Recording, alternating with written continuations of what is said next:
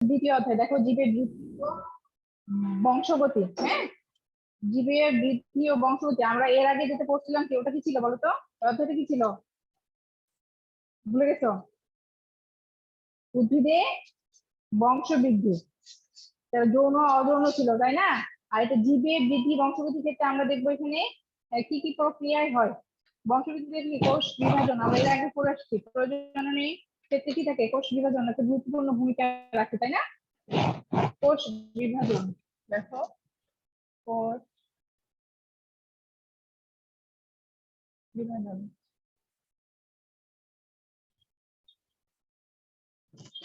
কোষ বিভাজনের সঙ্গে কি তাহলে যে প্রক্রিয়ায় কোষ বিভাজিত হয়, কোষের সংজ্ঞা মনে আছে তো নাকি? যুদ্ধের গঠন কাজের একক কি বলা হয়? কোষ। কোষ বলে। কোষের মধ্যে যে কোষের মধ্যে যে নিউক্লিয়াস ছিল, নিউক্লিয়াসের চিত্র মনে আছে তো? নিউক্লিয়াস নিউক্লিয়াস এরকম ছিল না পেছনে? হ্যাঁ ম্যাম, হ্যাঁ এরকম ছিল তো? ক্রোমাটিন তন্তু। তাহলে এগুলো কি বলা হয়? এগুলো বলা হয় ক্রোমাটিন তন্তু বা ক্রোমোজোম। ওর মধ্যে যে থাকে সেটাকে বলবো আমরা ক্রোমোজোম। এই ক্রোমোজোম গুলো যে বিভাজন হয়, বিভাজন হওয়ার যে পদ্ধতিটা, তাহলে কোষের মধ্যে কি থাকে নিউক্লিয়াস। নিউক্লিয়াসে ক্রোমোজোম বিভাজিত হওয়ার যে পদ্ধতি সেটাকেই বলবো আমরা কি কোষ বিভাজন। এই কোষ বিভাজনটাকে কয় ভাগে ভাগ করা যায়? প্রধানত কোষ বিভাজন হচ্ছে তিন প্রকার। কি কি? অ্যামাইটোসিস, মাইটোসিস আর মিয়োসিস। মাইটোসিস আর মিয়োসিস। মিয়োসিস। হ্যাঁ, amitosis 2 number, mitosis mitosis mitosis Recording in progress. Meiosis. 3 নম্বরটা এই মাইটোসিস কোষ বিভাজনে যদি আমরা আসি, মাইটোসিস কোষ বিভাজনটাকে কিভাবে হয়?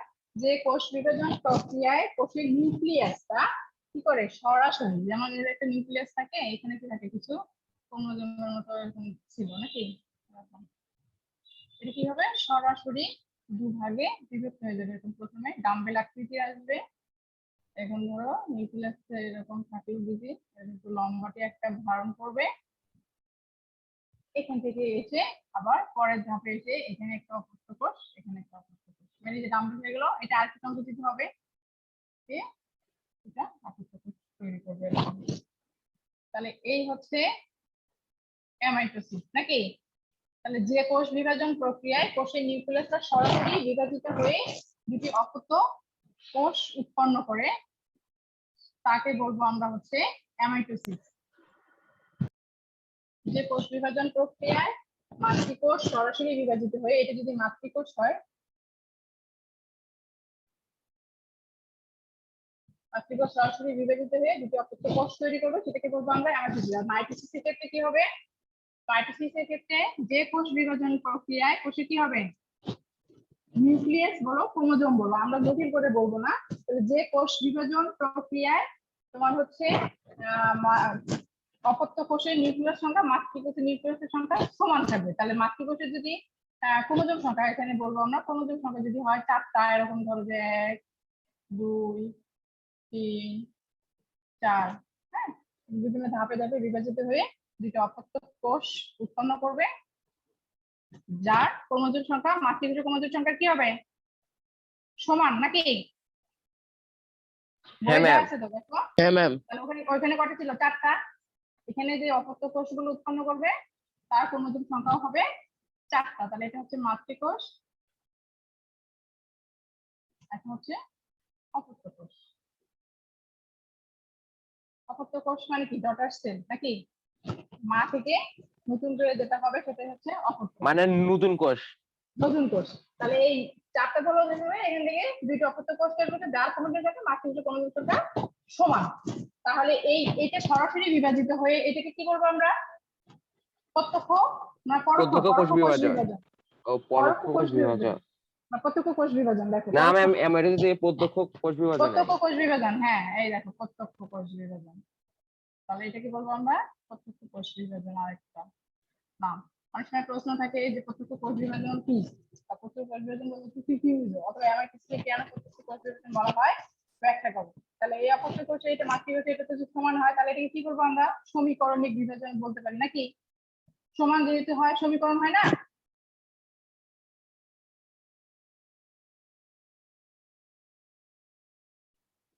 আমরা কি লিখি a প্লাস b সমান সমান কি লিখি square plus 2ab plus b square নাকি এটা একটা সমীকরণ না এটা সমান দিলাম না আমরা তাহলে এটা সমান যদি এটা হয় তাহলে এটাকে আমরা মাইটোসিসকে কি বলতে পারি সমীকরণই কোষ বিভাজনও বলা যায় আবার মিয়োসিসের ক্ষেত্রে আসো মিয়োসিস কোষ বিভাজনে যদি আমরা দেখি যে এরকম মাতৃকোষে যদি থাকে কয়টা চারটা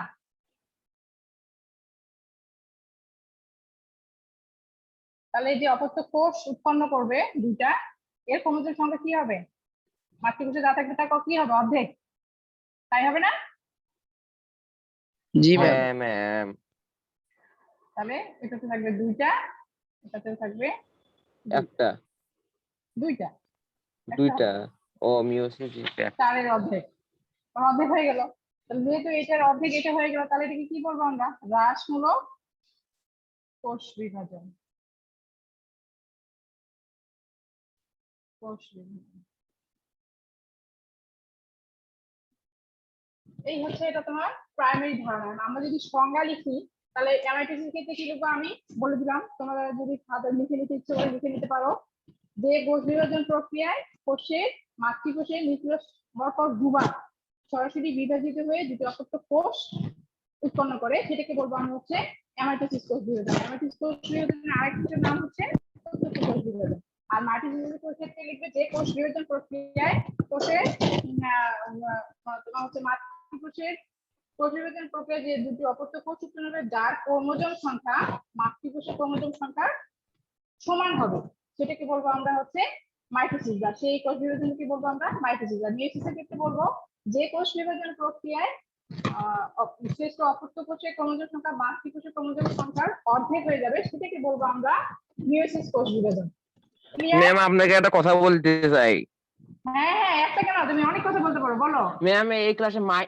মাহিলা নীরব নামে একজন আমার চ্যাট বক্সে খুব মানে হুমকি দিচ্ছে আমাকে বলে চড়াই বলে কান ফাটাবে আমার এরকম করে আমাকে বলতিছে এরে আমাকে বাবা ছাগল রে গরু এরকম করে গালাগাল করতেছে ছাগল গরু গালাগাল করতেছে এটা ক্লাসরুম এটা তোমাকে আমি গালাগাল করতে তুমি প্রোটেক্ট করো আর আমি কি করবো বলো ম্যাম আপনি চ্যাট বক্স ডিসেবল করে দেন তো আমরা পড়ো চ্যাট বক্স ডিসেবল করে দেন আচ্ছা আমি তো দেখতে পাচ্ছি না বুঝছো এই যে এই কাজটা করতেছো তুমি যদি করো না তোমাকে কিন্তু আমি ব্লক করে দেবো তুমি কিন্তু নেক্সট কোনো ক্লাসই আমার জয়েন করতে পারবে না সাবধান হয়ে যাও আচ্ছা এরপরে দেখো অ্যামাইটোসিস মাইটোসিস এবং মিয়োসিস আমরা যদি তুলনামূলক আলোচনা করি বা পার্থক্য লিখে লিখে যাবে কিনা বলো দেখা যাবে তো নাকি আমরা এবার আসি পার্থক্য লিখি অ্যামাইটোসিস মাইটোসিস আর মিয়োসিস আমরা যদি পার্থক্য লিখি তাহলে দেখো আমি একটা বক্স তৈরি করে নিলাম তাহলে এখানে যদি আমি লিখি অ্যামাইটোসিস মাইটোসিস আর হচ্ছে মিয়োসিস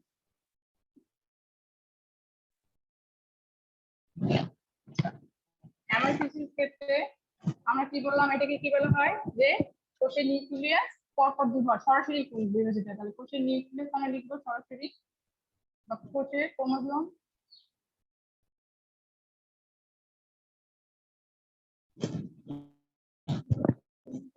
নিউক্লিয়াসটা লিখাই বেটার বই কি দেওয়া আছে দেখো তো এক কিছু হিসেবে নিউক্লিয়াস আমরা লিখে আছে নিউক্লিয়াস লিখবো আমরা না লিখে নিউক্লিয়াস লিখবো হ্যাঁ পরে নিউক্লিয়াস লিখবো আমরা নিউক্লিয়াস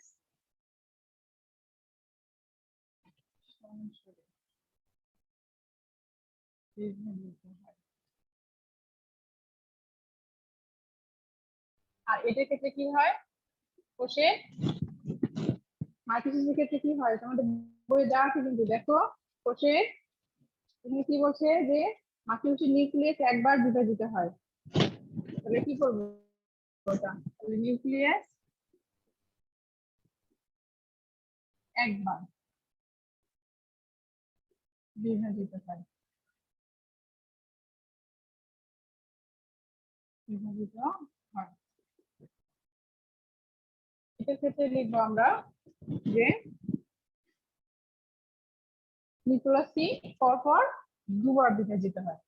নিউক্লিয়াস সি ম্যাম আরেকবার একটু বলবেন ওই রাষ্ট্রমূলক বিভাজন কোনটা? রাসায়নিক হচ্ছে তোমার মিয়োসিস।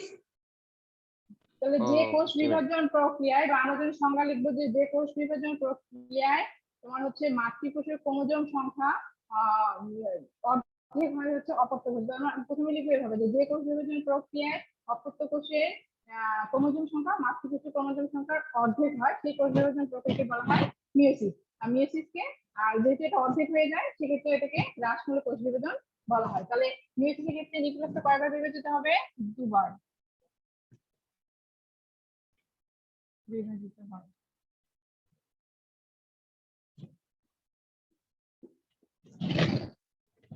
এরপরে আমরা কি লিখবো? এটাকে কি বলা হয়? প্রত্যক্ষ কোষ ম্যাম বিভাজন। এমাইটোসিস হচ্ছে অণুজীবদের মধ্যে হয়। হ্যাঁ, নিম্ন শ্রেণীর যেগুলো ছত্রাক, ব্যাকটেরিয়া এগুলা হ্যাঁ কোষ ম্যাম প্রত্যক্ষ মানে তো একটা র ফেলা হবে। প্রত্যক্ষ প্রত্যক্ষ বানানে একটা রফল হবে না পয়েন্ট নিচে? না, এই যে এরকম করে দিতে পয়েন্ট বলছো নিচে তো। হ্যাঁ হ্যাঁ ম্যাম হুম। হ্যাঁ ম্যাম।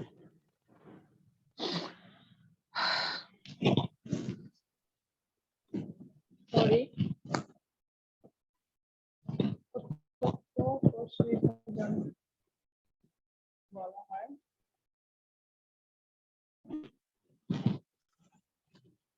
কি বলা হয়? সমীকরণিক কোষ বিভাজন। এভাবে তোমার বই দেখে দেখে কিন্তু কোষ বিভাজন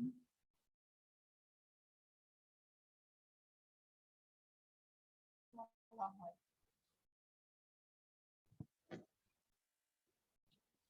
এটাকে কি বলা হয়? মিয়োসিসকে হ্রাসমূলক নাকি রাসমূলক বিভাজন, হ্যাঁ ম্যাম। হ্রাসমূলক কোষ বিভাজন। কোষ বিভাজন বলা হয়।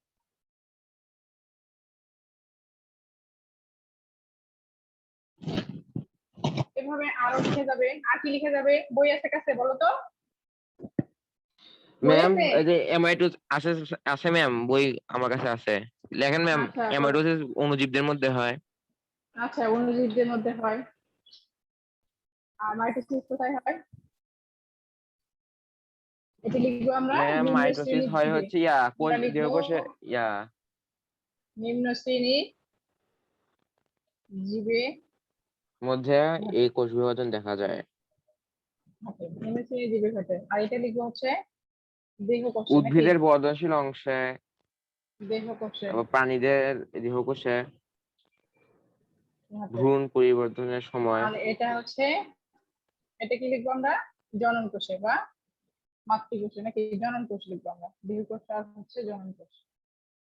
জনন কোষে ঘটে। সংক্ষেপে লিখতে হবে, সহজ কথা যেন বুঝা যায়। এভাবে আরো আরো লিখে যাবে, আরো লিখে যাবে। কারণ হচ্ছে এমআইটিসি ক্ষেত্রে কি হয়, যেমন হচ্ছে সরাসরি সাইটোপ্লাজম গুলো প্রকাশিত হয়ে যায়, বিভক্তি হয়। আচ্ছা, উদাহরণ দেওয়া যাবে। এরপরে তোমার এক্ষেত্রে মাইটোসিসের ক্ষেত্রে দেওয়া যাবে, এর ফলে কি হবে? যৌগ প্রস্থ বৃদ্ধি পাবে। মিয়োসিসের ক্ষেত্রে পুং গ্যামেট আর স্ত্রী গ্যামেট উৎপন্ন হবে।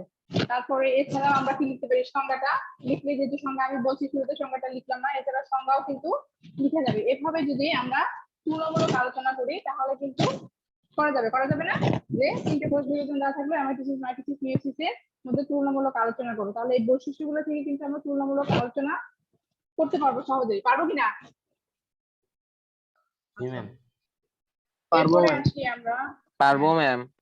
এরপরে আসি যে মাইটোসিস কোথায় ঘটে। তা আমরা এখানে তোমাদের বই যেটা দেওয়া আছে মাইটোসিস আর মিয়োসিসটা দেওয়া আছে। মাইটোসিসে যেটা বেশি দেওয়া আছে, মিয়োসিসটা খুব অল্প একটু দেওয়া আছে। আচ্ছা দেখো, মাইটোসিস কোথায় ঘটে? তাহলে মাইটোসিস মাইটোসিস কোথায় ঘটে? কোথায় ঘটে বলতো? উদ্ভিদের বর্ধনশীল অঞ্চল নাকি? তাহলে উদ্ভিদের বর্ধনশীল অঞ্চল কি? পাতা। পাতা যদি হয়, এরকম উদ্ভিদ যদি হয় আমরা দেখি, তাহলে ধরো যে এখানে পাতা, উপর দিকে চলে যাও, বর্ধনশীল অঙ্গে, তাহলে শেষে এখানে পাতা থাকবে। তারপরে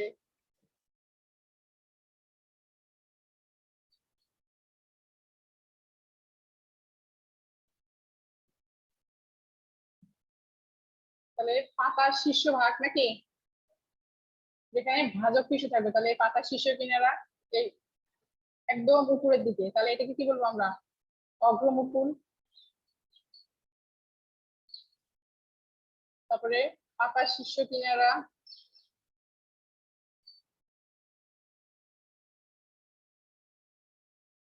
তারপরে মূলের অগ্রভাগ নাকি, হ্যাঁ ম্যাম। মূলের অগ্রভাগ।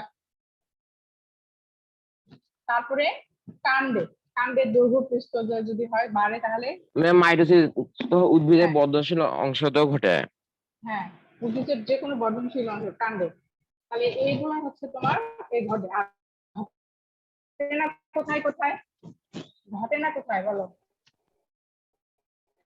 ঘটে না উদ্ভিদের স্থায়ী টিস্যু। যেমন হচ্ছে প্রাণী স্নায়ু টিস্যু, প্রাণী স্নায়ু টিস্যু। তারপরে হচ্ছে পরিণত লোহিত প্রায় হ্যাঁ, এখানে দেওয়া আছে দেখো, লোহিত রক্তকণিকা, অনুচক্রিকা। তাহলে লোহিত রক্তকণিকা মনে রাখবে কিন্তু, অনুচক্রিকা। এগুলো অনেক সময় আমি প্রশ্নের সময় কিন্তু ওই ছবি অনুচক্রিকা আর হচ্ছে লোহিত রক্তকণিকার ছবি দিয়ে বলা হতো এখানে কি ঘটে, কোনটাতে কি ঘটে, কোনটাতে ঘটে না। এটা তোমাদের ব্যাখ্যা করতে হবে কোথায় কি ঘটে। যদি তুমি বলো যে ঘটে, তাহলে কেন ঘটে সেটা ব্যাখ্যা করতে হবে। লোহিত রক্তকণিকা, অনুচক্রিকা, প্রাণী। উদ্ভিদের কোথায় স্থায়ী টিস্যু, উদ্ভিদের স্থায়ী টিস্যু গুলো কোথায়, উদ্ভিদের যেমন বাকল, উদ্ভিদের কাণ্ড, কাণ্ডের উপরে যে বাকল থাকে সেটা কিন্তু আর এখানে তোমার এই মাইটোসিস কোষ বিভাজন ঘটবে না, কারণ ওটা তো আর বাড়বে না, বাড়বে কি, তাহলে উদ্ভিদের স্থায়ী টিস্যু।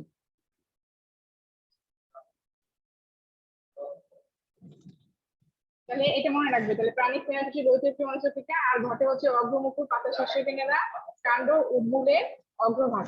তাহলে এই কয় জায়গায় হচ্ছে ঘটবে। ভাজক টিস্যু, সবচেয়ে বড় কথা, ভাজক টিস্যু যেখানে যেখানে থাকবে সেখানে সেখানেই তোমার মাইটোসিস কোষ বিভাজনটা ঘটবে। আমরা ভাজক টিস্যু, স্থায়ী টিস্যু পড়ে আসছি, পড়ছি কি মনে আছে তোমাদের, ম্যাম ক্লাস ক্লাস 7 7 এ ছিল। পড়ছিলাম। হ্যাঁ, ভাজক টিস্যু যেটা, যে কোষ বিভাজন বিভাজিত হয় সেটাকে বলা হয় ভাজক টিস্যু, যেটা বিভাজিত হয় না। তাহলে যেটা বিভাজিত হয় মানে যেটা বাড়বে সেখানেই ঘটবে মাইটোসিস, আর যেটা বাড়বে না স্থায়ী হয়ে যাবে সেখানে মাইটোসিস কোষ বিভাজন ঘটবে। মনে থাকবে? আচ্ছা, হ্যাঁ এরপরে ম্যাম। আসি আমরা, দেখো মাইটোসিস কোষ বিভাজন। মাইটোসিস কোষ বিভাজন আমরা কি বললাম, যে কোষ বিভাজন প্রক্রিয়ায় মাতৃকোষের ক্রোমোজোম সংখ্যা কি হবে, অর্ধেক হয়ে যাবে অপত্য কোষে নাকি, কথা বলো না কেন রে বাবা, বাকি সমান থাকবে। যে কোষ বিভাজন প্রক্রিয়ায় অপত্য কোষের ক্রোমোজোম সংখ্যা মাতৃকোষের ক্রোমোজোম সংখ্যা সম্পূর্ণ সমান থাকবে, হুবহু এক, একই সমগুণ সম্পূর্ণ সম আকৃতি তোমাদের বইয়ে দেওয়া আছে, সেটাই হচ্ছে মাইটোসিস। এই মাইটোসিস কোষ বিভাজনটা আবার অনেকগুলা ধাপে সংগঠিত হয়। তাহলে আমরা একটু দেখবো মাইটোসিস কোষ বিভাজনের, মাইটোসিস মাইটোসিস কোষ ম্যাম আপনার কথা খুব আস্তে শোনা যাচ্ছে। খুব আস্তে শোনা যাচ্ছে? হ্যাঁ ম্যাম, কারণ আপনার এই ভয়েস রিভারটা পিছনে চলে গেছে। ও, তুমি দেখতে পাচ্ছ? Sorry sorry. হ্যাঁ ম্যাম, আচ্ছা আচ্ছা, ঠিক বুঝতে আছে, পেরেছি। আচ্ছা ঠিক করে দিচ্ছি আমি। কোনো ব্যাপার না ম্যাম।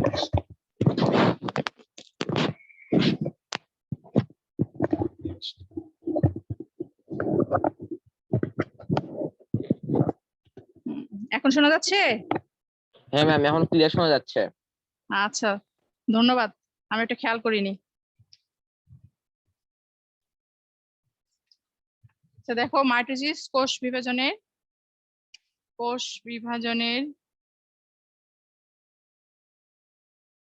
ধাপ সমূহ।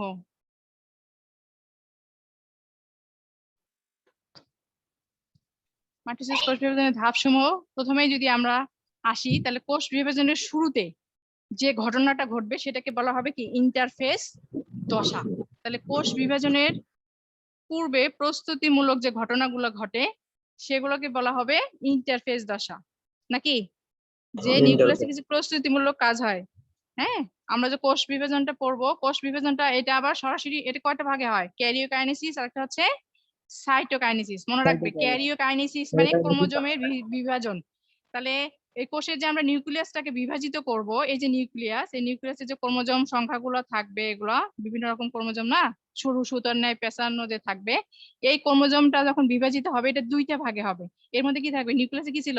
নিউক্লিওপ্লাজম ছিল না, মনে আছে তো? নিউক্লিওলাস আর নিউক্লিওপ্লাজম। তাহলে নিউক্লিওপ্লাজমই হচ্ছে নিউক্লিয়াসের সাইটোপ্লাজম, মনে থাকবে? তাহলে এই নিউক্লিওপ্লাজমটা কি হবে?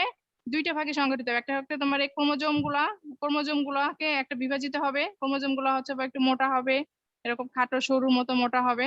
আর ভিতরে যে সাইটোপ্লাজম গুলো থাকবে এরকম সাইটোপ্লাজম, এটাও একটা বিভাজিত হবে। তাহলে এইটা দুইটা ভাগে ভাগ হবে। একটা হচ্ছে ক্রোমোজোমের বিভাজনকে বলবো আমরা ক্যারিওকাইনেসিস।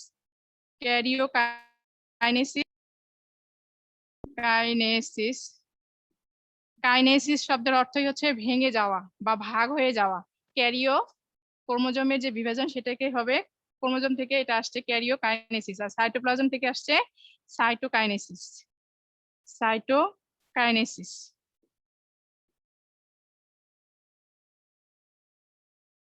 তাহলে এই ক্যারিওকাইনেসিস সাইটোকাইনেসিস ঘটার আগে কিছু প্রস্তুতিমূলক কাজ ঘটবে এখানে, সেটাকে বলবো আমরা ইন্টারফেস দশা। মনে থাকবে? হ্যাঁ ম্যাম। তাহলে কোষ বিভাজনের এই ক্যারিওকাইনেসিস সাইটোকাইনেসিস ঘটার পূর্বে কোষের মধ্যে যে প্রস্তুতিমূলক কিছু ঘটনা ঘটে সেটাকে বলবো আমরা ইন্টারফেস দশা। তাহলে এই ক্যারিওকাইনেসিস সাইটোকাইনেসিস গুলা মাইটোসিসের ক্ষেত্রে কয়টা ভাগে হয়? তোমাদের বইতে আছে, দেখো কয়টা? 5টা। কি কি আছে? পাঁচটা prophase, prophase, prophase, prometaphase, metaphase, telophase, telophase. কয়টা আছে বাবা? প্রোফেজ, পাঁচটা। প্রোমেটাফেজ, হ্যাঁ, প্রোফেজ, প্রোমেটাফেজ, প্রোফেজ, হ্যাঁ, প্রোমেটাফেজ, মেটাফেজ, অ্যানাফেজ আর হচ্ছে টেলোফেজ। টেলোফেজ। তাহলে প্রোফেজে গিয়ে দেখো, প্রোফেজটা আবার কয়টা ধাপে হয়? 3টে ধাপে সংগঠিত হয়, তাই না? প্রথমে কোষের মধ্যে যে এরকম নিউক্লিয়াস গুলো থাকে সরু সুতার মতো চিকন, এরকম পেঁচানো পেঁচানো থাকে, স্পষ্ট বোঝা যায় না যে কোনটা কেমন। এর পরের ধাপে গিয়ে দেখবা ক্রোমোজোম সংখ্যাগুলো কিন্তু একটু নির্দিষ্ট আকারে চলে আসবে। হ্যাঁ, একটু মোটা হবে, এরকম একটা নির্দিষ্ট সংখ্যায় আসবে। যদি 4টা হয় 4টা থাকবে, যদি 8টা হয় 8টা থাকবে, এরকম একটা নির্দিষ্ট সংখ্যায় আসবে। আর নিউক্লিয়াসটা যতটা স্পষ্ট ছিল তার চেয়ে একটু হালকা হবে। এর পরের ধাপে গিয়ে গিয়ে দেখবা যে ক্রোমোজোম গুলা ক্রোমাটিডে ক্রোমোজোম গুলো যখন বিভক্ত হয়ে যাবে, ক্রোমোজোম বিভাজিত হবে, তখন কি হবে? ক্রোমোজোমে কি থাকে? সেন্ট্রোমিয়ার আর হচ্ছে ক্রোমাটিড। তাহলে এই যার সাথে যুক্ত থাকে সেটাকে বলবো আমরা সেন্ট্রোমিয়ার। আর এই যেরকম দুইটা পাতার মতো যে ভাগ হবে সেটাকে বলবো আমরা ক্রোমাটিড। ক্লিয়ার? বোঝা গেছে? আচ্ছা, তাহলে ক্রোমাটিড আর হচ্ছে সেন্ট্রোমিয়ারটা স্পষ্ট হবে, ক্রোমোজোম গুলা স্পষ্ট হবে।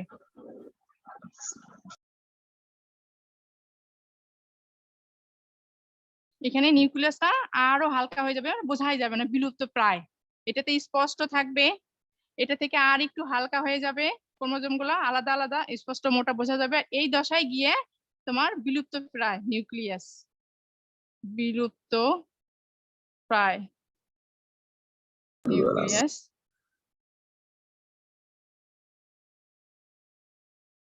আর ক্রোমাটিড, এই যে মাঝখানে যে অংশটা যার সাথে ক্রোমাটিড গুলো যুক্ত আছে, যে সাদা স্বচ্ছ যে অংশটা, এটা সাধারণত মাঝখানটা ফাঁকা থাকবে, সাদা থাকবে। হ্যাঁ, এই অংশটা থাকবে সাদা, এটাকে বলবো আমরা সেন্ট্রোমিয়ার, ফাঁকা থাকবে এটা। ছবিতে বোঝা যাচ্ছে? হ্যাঁ, এটাকে বলবো আমরা হচ্ছে সেন্ট্রোমিয়ার। সেন্ট্রোমিয়ার। তাহলে এই প্রোফেজে যদি আমরা বৈশিষ্ট্য লিখি তাহলে কি বলবো? যে ক্রোমোজোম গুলা পানি বিয়োজন ঘটার কারণে ক্রোমোজোম গুলো একটু স্পষ্ট হবে বা মোটা হবে, নিউক্লিয়াস বিলুপ্ত প্রায়, ক্রোমাটিডের আবির্ভাব বা ক্রোমাটিড স্পষ্ট। লেখা যাবে না? কথা বলো না কেন? হ্যাঁ। হ্যাঁ, আমরা যদি লিখি তাহলে হ্যাঁ। এর বৈশিষ্ট্য কি লিখবো? বৈশিষ্ট্য কি লিখবো বলো? যে এই দশার বৈশিষ্ট্য কি লিখবো? যে ক্রোমোজোম গুলো ক্রোমাটিড, পানি বিয়োজনের হ্যাঁ, পানি বিয়োজনের ফলে ক্রোমোজোম গুলো পানি বিয়োজনের ফলে কি হবে? স্পষ্ট হবে নাকি? একটু খাটো বা স্পষ্ট মোটা হবে। দেখাবে। আচ্ছা, ক্রোমোজোম গুলো স্পষ্ট হবে।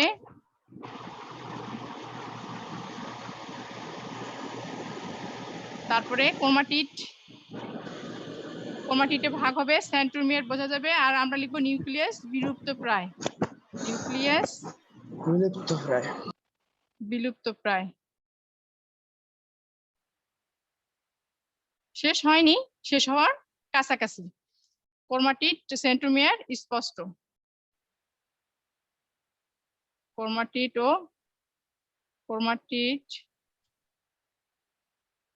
ও সেন্ট্রোমিয়ার, বোর্ড দেখা যাচ্ছে? সেন্ট্রোমিয়ার হ্যাঁ ম্যাম। স্পষ্ট। আচ্ছা, তোমাদের বইয়ের ভাষা যেভাবে থাকে তোমরা লিখতে পারো, আমি তোমাদের বোঝার জন্য লিখলাম আর কি। আচ্ছা, এরপরে যদি আমরা আসি, হ্যাঁ না, প্রো মেটাফেস, প্রো আমরা একারোকার দেই নাই, না দিলেও হয়। প্রো মেটাফেস, তাহলে প্রো মেটাফেস বলতে কি বোঝাচ্ছে? প্রোফেস একেবারেই আদি অবস্থা নাকি? প্রো অর্থ কি আদি না? প্রো অর্থ কিন্তু আদি, হ্যাঁ। তাহলে এটা একেবারেই আগের অবস্থা। তাহলে প্রো মেটাফেজ মানে মেটাফেজের পূর্বের অবস্থাটা কেমন হয়?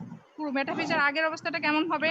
মেটাফেজে দেখো, মেটাফেজের আগে ক্রোমোজোম গুলো আরো স্পষ্ট ভাবে হবে। এখানে একটা নতুন জিনিস যেটা হবে সেটা হচ্ছে স্পিন্ডেল যন্ত্র। স্পিন্ডেল যন্ত্রের যে আমরা যদি এটাকে যদি তোমার একটা যদি উদ্ভিদ কোষের ক্ষেত্রে আমরা চিন্তা করি, তাহলে কি হবে? কোষ প্রাচীরটা এরকম মোটা হবে না? তাহলে আমরা কোষ প্রাচীরটা দিয়ে দিলাম। আচ্ছা, তাহলে উদ্ভিদ কোষের ক্ষেত্রে আমরা চিন্তা করি, এখানে গিয়ে যদি আমরা দেখি, তাহলে এই দশায় এসে কি হবে? যে এখানে যদি তোমার ধরো স্পিন্ডল যন্ত্র আবিষ্কার হবে, তো স্পিন্ডল যন্ত্রগুলো সাধারণত এরকম সেন্ট্রাল থেকে হয়, তাহলে এরকম এরকম ডট ডট ডট ডট দিয়ে দাও। প্রত্যেকটা স্পিন্ডল যন্ত্রের সাথে একটা করে কি থাকবে? ক্রোমোজোম স্পষ্ট বোঝা যাবে। তাহলে ক্রোমোজোমের সেন্ট্রোমিয়ারটা আগে দিব আমরা, তারপরে ক্রোমোজোম গুলো বসাবো। ক্রোমোজোম গুলো লম্বালম্বি ভাবেও থাকতে পারে, আর কি হবে? এলোমেলো ভাবেও থাকতে পারে।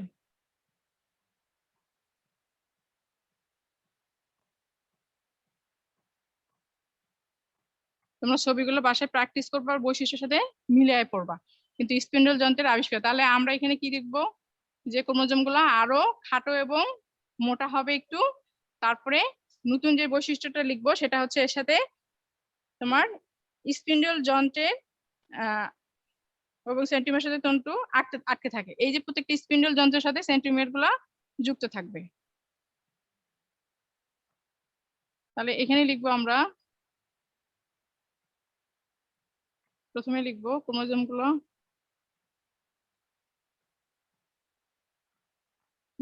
গুলো আরো স্পষ্ট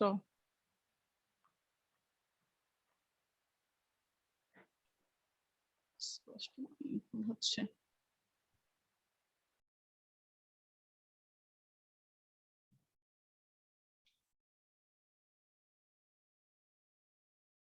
স্পষ্ট হবে। আর কি হবে? এখানে বলছে বিষুবীয় অঞ্চল, যখন স্পিন্ডল যন্ত্রের যখন আবির্ভাব হবে, তাহলে এর মাঝখান বরাবর, তোমরা বিষুবীয় অঞ্চল জানো তো, মধ্যরেখা, তাই না? এটাকে বলবো কিন্তু আমরা বিষুবীয় অঞ্চল। মাঝখানে যেটা থাকবে বিষুবীয়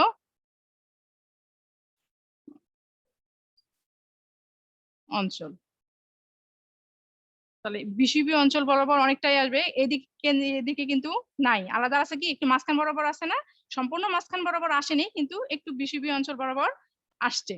তাহলে এটা মাঝখান বরাবর যেটা হবে সেটা হচ্ছে মানে সেন্ট্রালি যেটা মধ্যরেখা বরাবর, সেটাই হচ্ছে বিষুবীয় অঞ্চল। তাহলে এখানে দেখো বলছে যে বিষুবীয় অঞ্চলের আসে এবং সেন্ট্রোমিয়ার সাথে তন্তু দিয়ে আটকে যায়। এ ধাপে ক্রোমোজোম গুলো না, এখানে তোমার হচ্ছে স্পিন্ডল যন্ত্র বলে। আচ্ছা, আবির্ভাব ঘটে 2 মেরুতে পৌঁছতে স্পিন্ডল তন্তু গঠন করে তন্তুগুলো স্পষ্ট হয়। শোনা যাচ্ছে না, একটু জোরে বলেন। ক্রোমোজোম গুলো তোমার প্রোফেজের থেকে কি হবে? আরেকটু স্পষ্ট হবে। আর কি হবে? স্পিন্ডল যন্ত্রের আবির্ভাব ঘটবে। এটা 1 নাম্বার বৈশিষ্ট্য। 2 নাম্বার দেখো যে স্পিন্ডল যন্ত্র আমরা যদি লিখি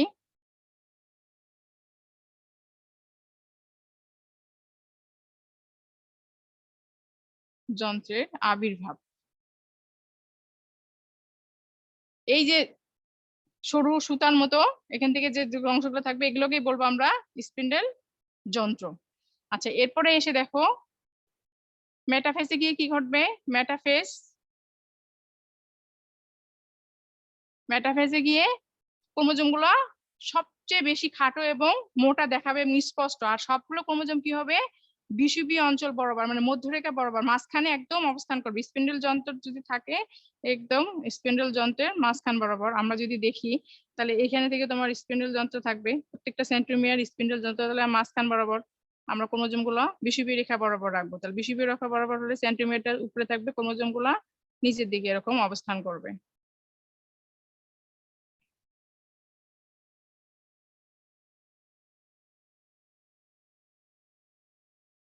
প্রত্যেকটা সেন্ট্রোমিয়ার এরকম যন্ত্রের সাথে যুক্ত থাকবে। এখানে যদি ক্রোমোজোম থাকে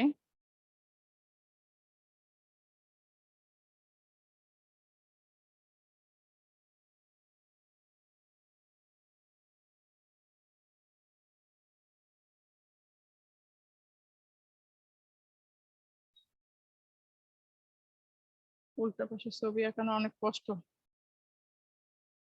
প্রত্যেকটা সেন্টিমিটার এরকম থাকবে, তারপরে কোষের মধ্যে যেটা থাকবে এরকম আরো স্পিন্ডল যন্ত্রগুলো এভাবে থাকবে। ক্রোমোজোম গুলো কি হবে, আরো খাটো এবং মোটা হবে এবং মধ্যরেখা বরাবর মানে বিষুবীয় অঞ্চল বরাবর থাকবে। তাহলে এর বৈশিষ্ট্য যদি আমরা লিখি তাহলে কি লিখবো,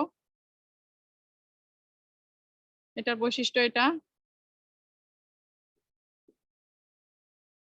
কি লিখবো এখানে, ক্রোমোজোম গুলো আরো মোটা এবং খাটো হবে।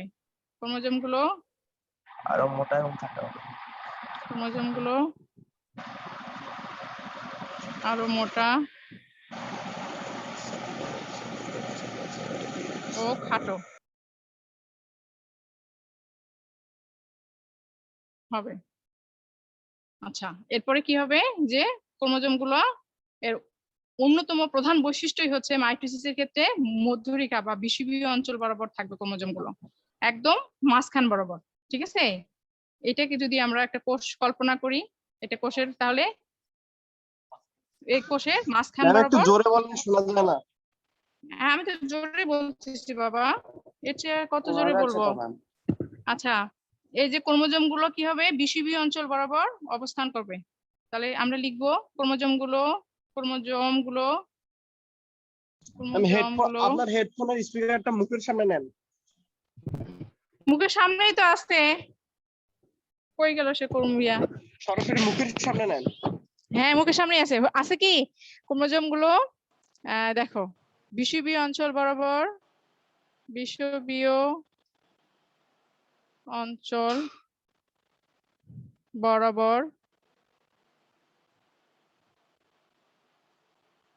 অবস্থান করবে।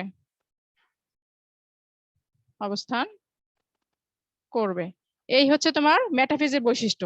আমরা এরপরে যদি দেখি অ্যানাফেজে এসে কি হবে, স্পিন্ডল যন্ত্রটা কি হবে, তোমার যে স্পিন্ডল যন্ত্রটা আবির্ভাব ঘটছিল এটা কি হবে, এটা আবার বিলুপ্ত হয়ে যাবে অনেকটাই।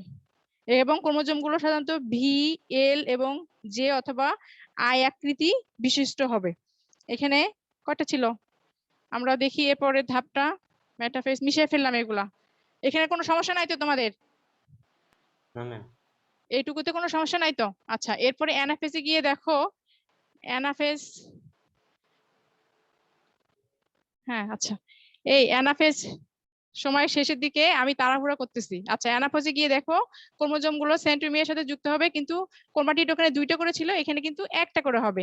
ভি সে হতে পারে তোমার সেন্ট্রোমিয়ারের অবস্থানের কারণে এটা জে আকৃতির হতে পারে, এল আকৃতির হতে পারে এবং আই আকৃতিরও হতে পারে।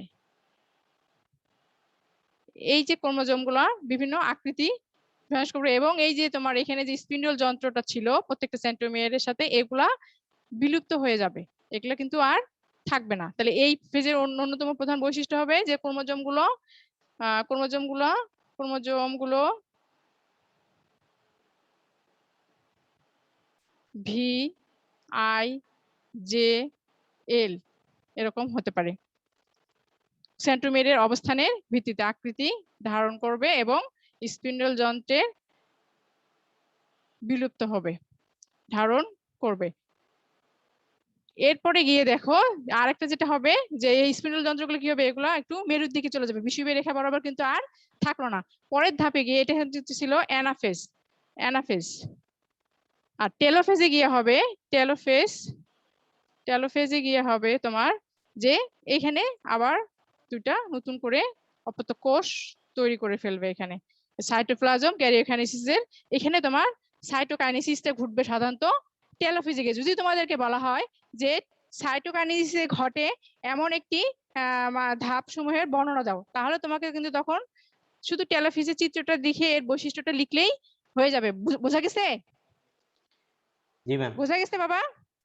আচ্ছা, এই হচ্ছে তা শেষের দিকে। আচ্ছা, আমি নেক্সট পরের ক্লাসে আমি টেলোফেজ আর অ্যানাফেজটা তোমাদেরকে আরেকটু ক্লিয়ার করে দিবনি, আজকে যেহেতু সময় শেষ হয়ে গেছে। হ্যাঁ, এ পর্যন্ত আর কোনো সমস্যা নাই তো? তারপরে তোমরা বাসায় পড়বে, যদি কোথাও কোনো সমস্যা মনে হয় হ্যাঁ নোট করে রাখবে, পরের ক্লাসে আমাকে জিজ্ঞেস করবে। বোঝা গেছে? তাহলে টেলোফেজে তোমার সাইটোকাইনেসিস ঘটে, এটা মনে রাখবে। আর বাকি যা ঘটে এই চারটা ধাপ, এই পাঁচটা ধাপের বাকি চারটা ধাপই ঘটে ক্যারিওকাইনেসিসের মধ্যে, এটুকু মনে রাখবে, তাহলেই হয়ে যাবে। আর বৈশিষ্ট্যগুলো তোমরা বই দেখে দেখে পড়ে যাবে। হ্যাঁ, তাহলে আমি একটু প্রশ্ন করি, দেখি মনে আছে কতটুকু। মাইটোসিস কোথায় ঘটে বলো তো, বোর্ডটা পরিষ্কার করতে করতে। মাইটোসিস কোথায় ঘটে একজন বলো অন্তত, কোথায় ঘটে? উদ্ভিদ